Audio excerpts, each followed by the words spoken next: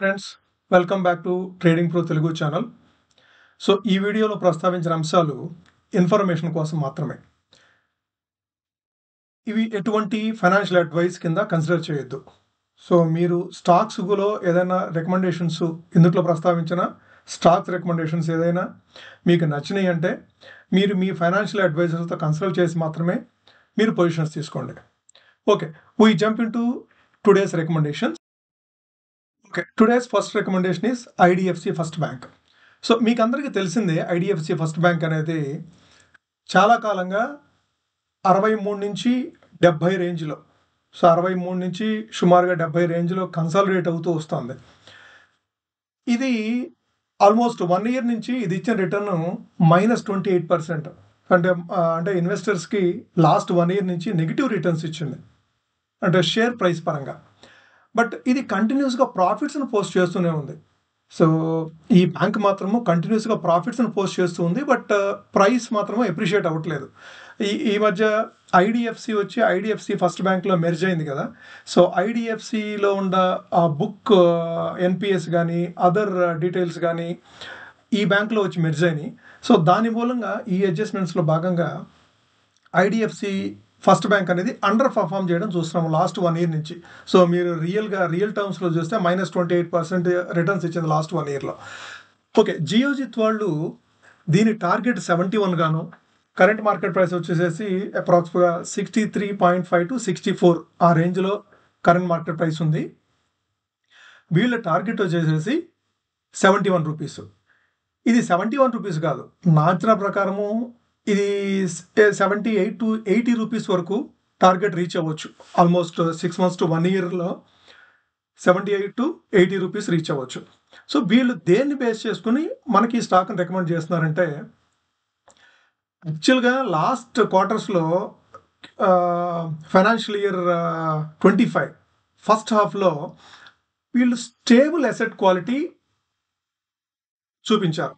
So micro ఫైనాన్స్లో stress ఉన్నప్పుడు కూడాను, వీళ్ళు మేజర్గా మైక్రో ఫైనాన్స్లో ఉన్నారు. సో మైక్రో ఫైనాన్స్లో స్ట్రెస్ ఉన్నప్పటికీ కూడాను వీళ్ళు stable asset quality చూపించగలిగారు.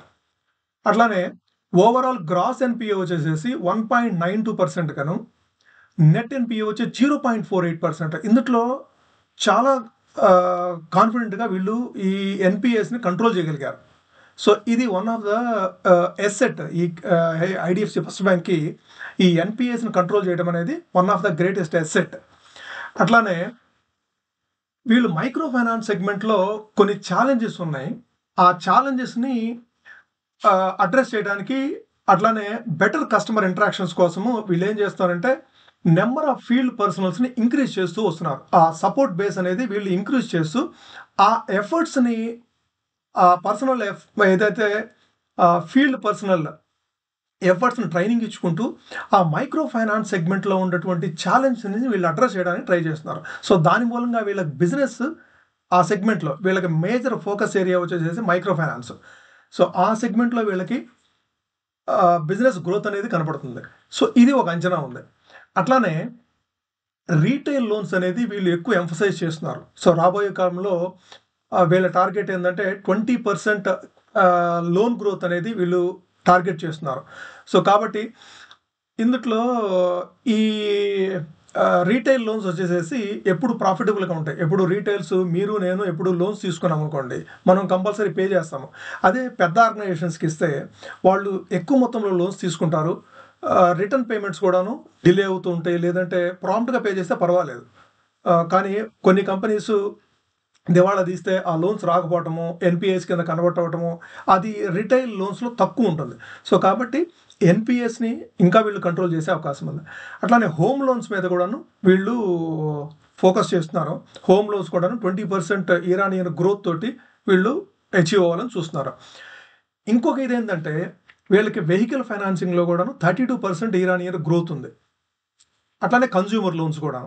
Consumer loans అంటే మీరు టీవీస్ కానీ, ఫ్రిడ్జెస్ కానీ, ఇట్లా కన్జ్యూమర్ గూడ్స్ ఏదైనా ఉన్నా కానీ ఆర్టిగోల్డ్ లోన్స్ ఇస్తున్నారు. అది కూడా 21% ఇయర్ ఆన్ ఇయర్ గ్రోత్ తోటి వీళ్ళు వృద్ధి చెందుతున్నారు.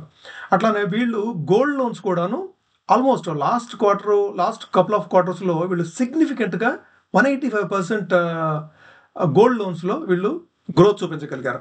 సో వీటన్నిటిని దృష్టిలో పెట్టుకొని వీళ్ళు లోన్ సెగ్మెంటు, ఎన్‌పీఎస్ కంట్రోల్ చేయగలటము, వీటన్నిటి పైగా లాస్ట్ 1 ఇయర్ నుంచి ఇది -28% రిటర్న్స్ ఇచ్చింది. సో వీటన్నిటిని బేస్ చేసుకొని వీళ్ళు ఏమాత్రం కొద్దిగా పర్ఫార్మెన్స్ చూపించినా సరే ఈ టార్గెట్స్ 71 కానీ 75 కానీ 80 లెవెల్స్ రీచ్ అవ్వడం అనేది పెద్ద కష్టం కాదు. సో ఇది అందరికీ కంఫర్టబుల్గా ఉండే స్టాక్.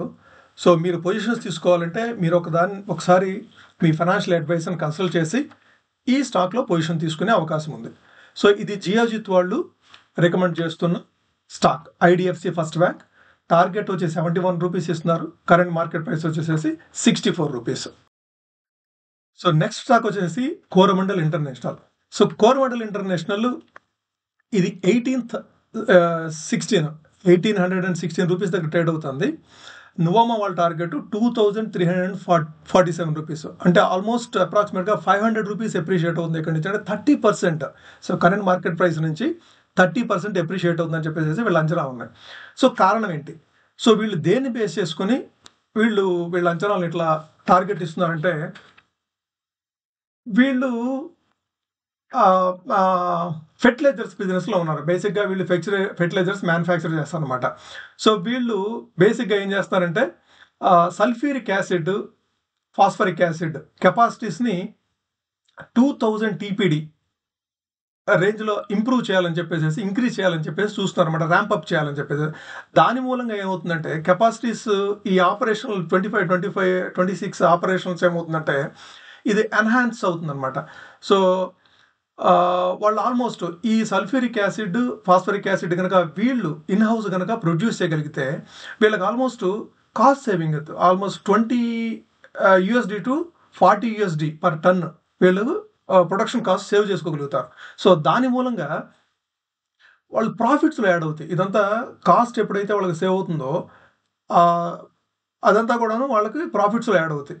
సో ఇది రాబోయే రోజుల్లో ఆల్మోస్ట్ 25-26 ఫైనాన్షియల్ ఇయర్ 25-26లో వీళ్ళు ఇది ప్లాన్ చేస్తున్నారు. సో దీని మూలంగా వీళ్ళు ప్రాఫిట్స్ ఇంప్రూవ్ అవుతాయి. Almost 5,500 rupees to 6,000 rupees per ton, 40% of EBITA per ton. ఇప్పటి వరకు ఏదైతే వాళ్ళు మేక్ చేస్తున్నారో ఇప్పటి వరకు వాళ్ళు 4,000 rupees per ton margins make చేస్తుంటే ఈ sulphuric acid, phosphoric acid in house produce చేయడం వల్ల వీళ్ళకి ఎబిటాలో 40% ఇంక్రీజ్ అనేది చూడగలుగుతాం అనమాట. సో దాని మూలంగా వీళ్ళు ఏం అంచనా వేస్తున్నారంటే ఆల్మోస్ట్ వీళ్ళు ఇచ్చిన టార్గెట్లో 30% ఉంది. 1816 current market price, 2347, almost 12 months target వచ్చేసి 500 రూపాయలు ఎప్రిషియేట్ అవుతుంది ఇక్కడ నుంచి కరెంట్ మార్కెట్ ప్రైస్ నుంచి అని చెప్పేసి వీళ్ళు టార్గెట్స్ ఇస్తున్నారు. ఓకే, మన next CIE India. CIE India Motilal వాళ్ళు దీన్ని బై రికమెండేషన్ చేస్తున్నారు. కరెంట్ మార్కెట్ ప్రైస్ వచ్చేసి 486 రూపీస్. అట్లానే వీళ్ళు ఇచ్చే టార్గెట్ 18% అప్ సైడ్ తోటి 575 రూపీస్ టార్గెట్ ఇస్తున్నారు. సో వీళ్ళు ప్రధాన కారణం ఏంటంటే ఇప్పటి వరకు మనం ఆటోమొబైల్ ఇండస్ట్రీలో ఇది main automobile player. So automotive సెక్టార్లో ఉన్నారు. సో ఇప్పటి వరకు మనం చూస్తే కనుక కన్జ్యూమర్ వెహికల్స్ కానీ ప్యాసింజర్ వెహికల్స్ కానీ ఇవన్నీ చాలా స్లో డౌన్లో ఉంది. కాకపోతే ఇది జియో పొలిటికల్ టెన్షన్స్, ఏది ఉక్రెయిన్ రష్యా వార్ కావచ్చు, లేదంటే మిడిల్ ఈస్ట్లో ఉన్న జియో పొలిటికల్ టెన్షన్స్ వల్ల ఈ ఆటోమోటివ్ కంపెనీస్ కానీ లేదంటే ట్రాన్స్ఫార్మేషన్ మూలంగా, అంటే ట్రాన్స్ఫార్మేషన్ అంటే ఇన్ఫ్యాక్ట్ ఐస్ ఇంజిన్స్ నుంచి, ఐస్ అంటే మన ఫాజిల్ ఆయిల్స్ లైక్ పెట్రోల్ కానీ డీజిల్ కానీ ఆ ఇంజన్స్ ఉన్నాయి కదా మనకి ఇప్పుడు కరెంట్ మార్కెట్లో మనకు దొరుకుతున్న వెహికల్స్ అన్ని డీజిల్ కార్స్ కానీ పెట్రోల్ కార్స్ కానీ వాటిని ఐస్ ఇంజన్స్ అంటాం అనమాట. ఆ ఐస్ ఇంజన్ ఏం చేసి బెవ్ కార్స్ అంటే electric vehicles EV side transform అవుతుంది కాబట్టి ఆటోమోటివ్ ఇండస్ట్రీ అంతా. సో ఇది ట్రాన్స్ఫార్మేషన్ ఫేజ్లో ఉంది. ఈ ట్రాన్స్ఫార్మేషన్ ఫేజ్లో ఏంటంటే కస్టమర్స్ కూడాను కొద్దిగా వెయిట్ చేస్తారు. ఓకే, కొత్త మోడల్ వస్తుంది కదా, ఆ కొత్త మోడల్లో ఏదైనా అడ్వాన్స్డ్ ఫీచర్స్ ఏమైనా ఉంటాయా, లేదంటే కంఫర్టబుల్ ప్రైస్లో ఏదైనా దొరుకుతుందా, లేదంటే ఇంకా వేరే ఏదైనా ఫీచర్స్ యాడ్ చేస్తారా, వీటన్నింటిని దృష్టిలో పెట్టుకొని కొంత డెసిషన్స్ అనేది పోస్ట్పోన్ జరుగుతూ ఉంటుంది అనమాట. కాబట్టి కొద్దిగా స్లో డౌన్ ఉంది. లాస్ట్ 1 year 2 years నుంచి ఈ ఆటోమోటివ్ ఇండస్ట్రీ మొత్తం కొద్దిగా స్లో డౌన్లో ఉంది.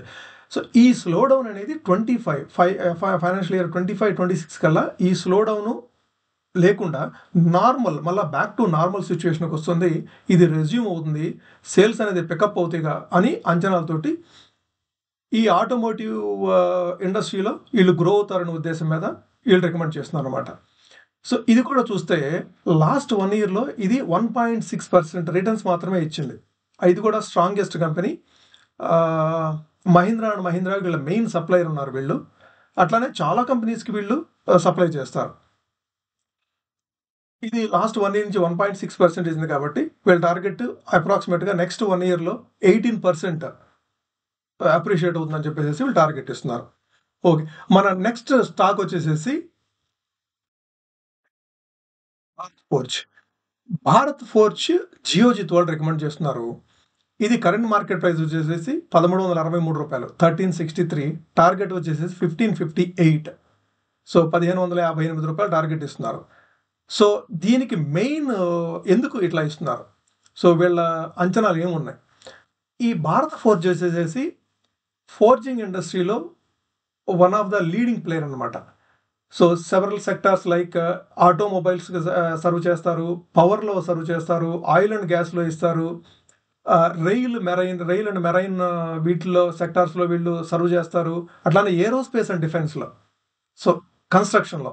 సో వీళ్ళు మెయిన్ చాలా సెక్టార్స్లో వీళ్ళు సర్వ్ చేస్తారు. ఫోర్జింగ్ ఇది main one of the leading forging company అనమాట. ఫస్ట్ హాఫ్లో రెవెన్యూస్ వీళ్ళకి ఆల్మోస్ట్ 2% ఇంక్రీజ్ అయింది ఇయర్ ఆన్ ఇయర్ బేస్లో చూస్తే కనుక. ఫస్ట్ హాఫ్లో ఫైనాన్షియల్ ఇయర్ 2025లో ఫస్ట్ హాఫ్లో జస్ట్ 2% ఇంక్రీజ్ అయింది. సో ఎబిటా వచ్చేసి 14.1%, అట్లానే ప్యాట్ వచ్చేసేసి 32%. సో ఇదే ఇంప్రూవ్మెంట్ కనుక చూపించగలిగితే ఇప్పుడు ఏదైతే లాస్ట్ ఫస్ట్ హాఫ్లో ఏదైతే చూపించగలిగారో 14.1% ఎబిటా, 32.1% ప్యాట్ ఏదైతే గ్రోత్ చూపించగలిగారో అది కనుక చూపిస్తే ఇది స్టాక్ ప్రైస్ అప్రిషియేట్ అవుతుంది. అది ఆటోమేటిక్గా స్టాక్లో రిఫ్లెక్ట్ అవ్వాల్సిందే. సో వాళ్ళు ఏదైతే ప్రాఫిట్స్ పోస్ట్ చేస్తున్నారో ఆ ప్రాఫిట్స్ స్టాక్ ప్రైస్లో రిఫ్లెక్ట్ అవుతుంది. అట్లానే వీళ్ళకి టోటల్ న్యూ ఆర్డర్స్ వచ్చేసేసి 646 crores వర్త్ ఆఫ్ ఆర్డర్స్ వీళ్ళు ఆల్రెడీ సెక్యూర్ చేస్తున్నారు. ఇది క్యుములేటివ్గా ఈ ఆర్డర్ బుక్ వచ్చేసేసి 2200 crores. అంటే ఫస్ట్ హాఫ్లో వాళ్ళు గెయిన్ చేయగలిగింది 646 crores అయితే అంతకుముందు డెలివరీ ఇవ్వాల్సిన ఆర్డర్స్ కలుపుకొని మొత్తం 2200 crores వర్త్ ఆఫ్ ఆర్డర్స్ వాళ్ళ చేతిలో ఉన్నాయి. సో ఇది డెలివరీ చేసినా సరే వాళ్ళకి నెక్స్ట్ రాబోయే రోజుల్లో మంచి మార్జిన్స్ మెయింటైన్ చేయగలుగుతారు. సో దీన్ని బేస్ చేసుకొని వీళ్ళు ఆల్మోస్ట్ 14% అప్రిషియేట్ అవుతుందనే ఉద్దేశం మీద జియోజిత్ వాళ్ళు భారత్ ఫోర్జ్ని రికమెండ్ చేస్తున్నారు. ఓకే, అవి ఫ్రెండ్స్ ఈరోజు రికమెండేషన్స్. ఈ వీడియో మీకు నచ్చినట్లయితే లైక్ చేయండి. ఈ వీడియో మీకు కానీ, మీ ఫ్రెండ్స్కి కానీ, మీ రిలేటివ్స్కి కానీ ఉపయోగపడుతుంది అనుకుంటే ఈ వీడియోని షేర్ చేయండి. అట్లానే ఈ ఛానల్ని సబ్స్క్రైబ్ చేయండి. ఈ ఛానల్ సబ్స్క్రైబ్ చేయడం అనేది మీరు మాకు చేసే చిన్న సాయం. సో దానివల్ల మాకు మోటివేషన్ ఉంటుంది. అట్లానే యూట్యూబ్ అల్గారిథమ్స్లో ఈ లైక్ కానీ సబ్స్క్రిప్షన్స్ కానీ చాలా క్రిటికల్ రోల్ ప్లే చేస్తాయి. సో మీరు ఎన్నిసార్లు లైక్ చేస్తే, అంటే మీరు వీడియో చూసినప్పుడు కనుక లైక్ చేస్తే అది యూట్యూబ్ అల్గారిథంలో ఎక్కువ మందికి రికమెండ్ చేస్తుంది అనమాట. సో మన వీడియోస్ ఎక్కువ మందికి రికమెండ్ చేయడం జరుగుతుంది. చాలామందికి ఇది ఉపయోగపడుతుంది. ఈ రికమెండేషన్స్ ఏదైతే మనం దీంట్లో ప్రస్తావించామో అది చాలామందికి ఉపయోగపడుతుంది. So please like the video, share with your friends. Do not forget to subscribe the channel. Thank you friends. Thanks for watching this video. Thank you.